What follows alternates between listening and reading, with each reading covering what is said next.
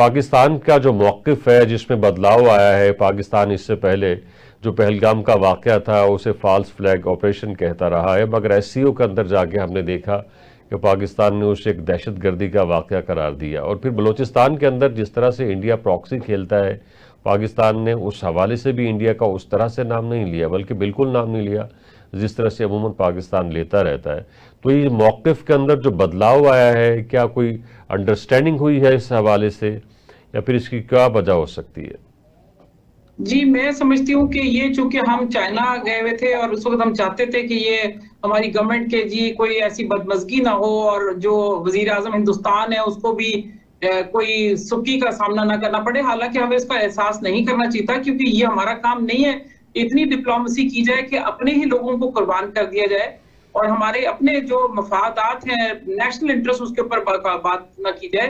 Jafar express का वाक़या जिसमें बाकायदा इंडियन हैंड नजर आता था रॉ का, जिस तरीके से बलूचिस्तान में रॉ का इतना अमल दखल है, जिस तरीके से हालात बिगड़ रहे थे, हमें उस वक्त खुल के बात करनी चाहिए थी और उसमें बिल्कुल जरा भी झिझक नहीं। और वजीर आजम पाकिस्तान ने बहुत अच्छी बातें की, मगर ये बहुत सख्त कमी महसूस हुई और बाद में जब एलामिया आया तो उसमें आपने जाफर एक्सप्रेस का जिक्र जरूर किया, मगर आपने ये नहीं बताया कि जी उसके अंदर जो फॉरेन हैंड था वो किसका था और उसके ऊपर बात करनी। और फिर हमने सारा वक्त एक हमारा नैरेटिव था, एक बयानिया था जिसमें हमने कहा था कि पहलगाम जो है फॉल्स फ्लैग ऑपरेशन है, तो हमें उसके ऊपर बात करनी चाहिए थी कि फॉल्स फ्लैग ऑपरेशन था।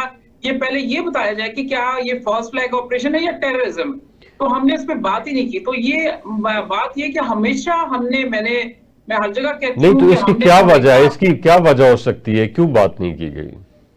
इसलिए कि हम हमेशा लोगों को प्लीज करना चाहते हैं, बिकॉज हमारी पोजीशन ये है कि हमने हर जगह से पैसे मांगने, हमने हर जगह से लोगों से पैसे मांगने से हम हर एक को खुश करने की कोशिश करते हैं।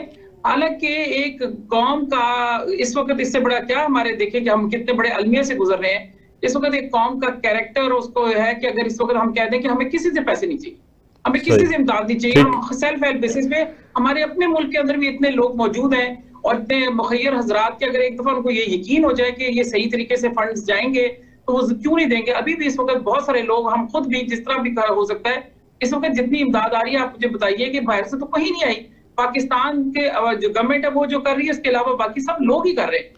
तो हमें एक दफा इस तरीके को डील करने की जरूरत है। दूसरी बात है कि हमें चाइना से उम्मीद करनी चाहिए और डिमांड करनी चाहिए कि अगर अपर रिपेरियन इंडिया है तो सतलुज का अपर रिपेरियन जो है वो तो चाइना है, तो वहां से चाइना भी तो कर सकता है, इनका पानी बंद कर सकता है। मतलब why can't they do it. तो हमें सही। अपनी पोजीशन थोड़ा स्ट्रांगली और अपनी मुल्क के अपने लोगों की भलाई के लिए काम करने की जरूरत है, ना कि हम ये सारी चीजें इसलिए होने दें कि हमें पता लगे कि बहुत फंड्स आएंगे, लोगों की जेबें भरेंगी, लोगों को बड़े फायदे होंगे ठीक। और एक्चुअली ये सैलाब किसी के लिए बाबरकत और बड़ा किस्मत वाला होगा। ठीक ये है। तो